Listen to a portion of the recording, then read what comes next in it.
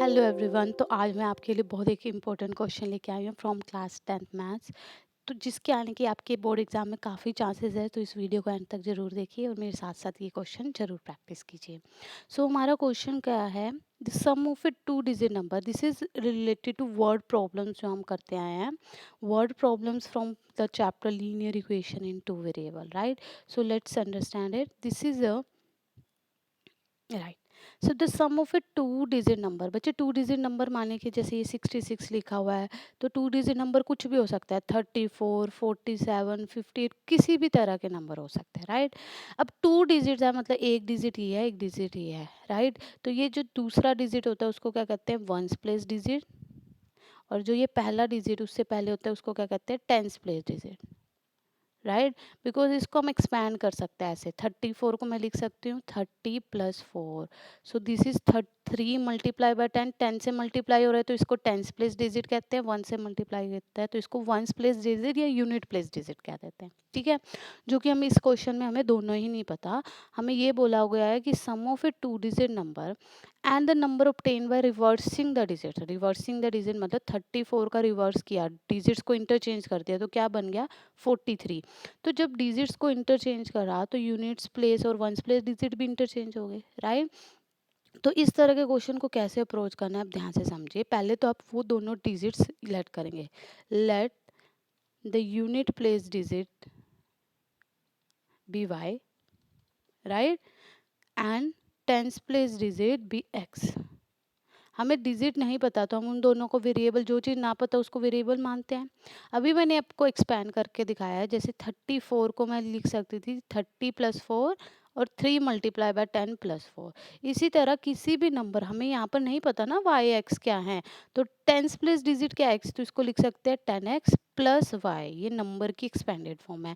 और यही number reversed form में होगा। रिवर्स्ड फॉर्म में अगर नंबर होएगा तो एक्स और वाई की अपनी इंटरचेंज कर ली पोजीशन, तो ये नंबर बन जाएगा 10y प्लस एक्स। जैसे 3 × 10, ये क्या है आपका टेंस प्लेस डिजिट, तो x 10 × x plus 4 plus unit place digit. और यही रिवर्स करूँ 43 को, तो 40+3 यानी कि 4 मल्टीप्लाई बाय 10 प्लस 3, तो 4 क्या आ गया टेंस प्लेस डिजिट, यानी कि y क्या हो गया टेंस प्लेस डिजिट और x क्या हो गया unit place digit. This is the prerequisite you need to like take. इस तरह के क्वेश्चन के लिए टू डिजिट नंबर वाला क्वेश्चन आ जाए, पहले ये चार इन्फॉर्मेशन आप लिख लो, कोई भी एक यूनिट प्लेस डिजिट, कोई भी एक टेंस प्लेस डिजिट, उसकी अकॉर्डिंग नंबर लिखो, रिवर्स फॉर्म में लिखो। अब अकॉर्डिंग टू क्वेश्चन आपको क्या कंडीशन दे रहा है वो आप देखते हैं। पहली कंडीशन क्या है, the sum of a two digit number, मतलब ये था two digit number known form में, and the number obtain by reversing the digit, मतलब इसको, इन दोनों का सम क्या आ रहा है 66। पहले तो इसको सिंप्लीफाई करेंगे, ठीक है। तो 10x प्लस एक्स अलग कर लो लाइक टर्म्स को, y प्लस 10y अलग कर लो। ये क्या हो गया 11x प्लस 11y 66 होता है। बच्चे यू कैन टेक 11 कॉमन, इसमें भी आ रहा है इसमें भी, तो x plus y equal to 66। अब 11 से दूसरी साइड डिवाइड किया तो मेरे पास फर्स्ट इक्वेशन क्या आ गई, x plus y equal to 6। Two variable में पहली इक्वेशन आ गई, ठीक है। अब दूसरी इक्वेशन को ध्यान से समझे, पहली तो जो कंडीशन दी हुई थी उससे एक इक्वेशन बन गई, पर हमें दो वेरिएबल है तो दो इक्वेशन चाहिए चाहिए। दूसरा कहता है if the digit of number differ by 2। अब हमें ये नहीं पता दोनों में से बड़ा डिजिट्स कौन है ना। y भी बड़ा हो सकता है, x भी, x और y में से कोई भी बड़ा हो सकता है, तो दोनों केस लेंगे। तो केस 1 हम लेंगे कि y माइनस एक्स 2 है, और केस 2 लेंगे x माइनस वाई 2 है ना। क्योंकि इट इज़ नॉट नोन कि दोनों में से बड़ा डिजिट कौन सा है, टेंस प्लेस वाला या वंस प्लेस वाला, ठीक है। तो अब पहले केस 1 के अकॉर्डिंग अगर मैं सोल्व करती हूँ तो मेरे पास दो इक्वेशन क्या बनती हैं, दो इक्वेशन, ये तो सेम ही रहने वाली, x plus y equal to 6। पहले केस के according y minus x equal to 2 हो गया, और y plus x equal to 6 हो गया। देखिए यही थे ना x plus y equal to 6, yes. अब यहाँ पर ध्यान से देखिए, इन दोनों को सोल्व करना बहुत ईजी है, एलिमिनेशन मेथड। बच्चे एलिमिनेशन मेथड क्या कहता है, दोनों में से किसी भी एक का कोफिशिएंट सेम होना चाहिए। अगर कोफिशिएंट सेम होने के साथ साथ साइन भी सेम है तो सब्ट्रैक्ट करना है, साइन ऑपोजिट टू ऐड। तो यहाँ देख सकते हैं y का भी कोफिशिएंट 1 है, x का भी, पर यहाँ साइन ऑपोजिट है तो डायरेक्ट ऐड करेंगे, तो y प्लस वाई 2y, यहाँ ऐड के 2 + 6 8, तो y तो आ गया 4। y क्या आ गया 4।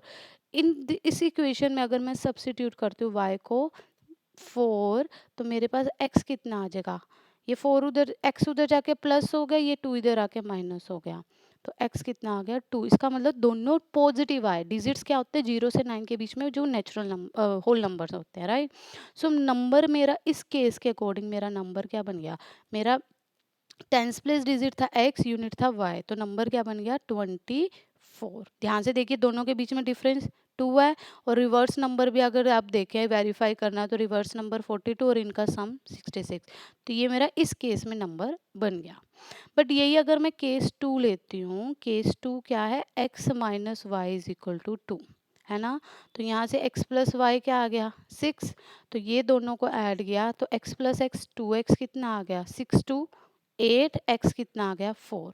सेम यहाँ पर भी 4 माइनस वाई ये सेकंड में पुट कर दो, 4 प्लस वाई इक्वल टू 6, तो y कितना आ गया 2। अब इस केस में नंबर मेरा क्या बन गया, क्योंकि मेरा नंबर था 10x प्लस वाई, तो इस केस में मेरा नंबर क्या बन गया 42।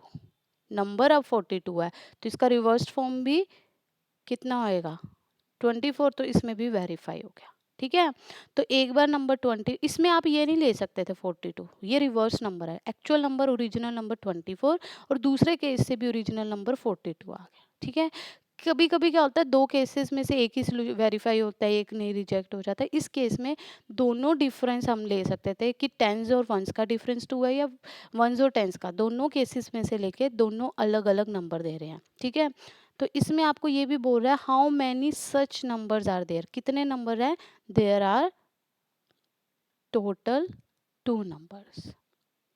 कौन कौन से आए वो 24 एंड 42। ठीक है, तो दोनों केस ध्यान रखना है, y माइनस एक्स भी x माइनस 2 भी।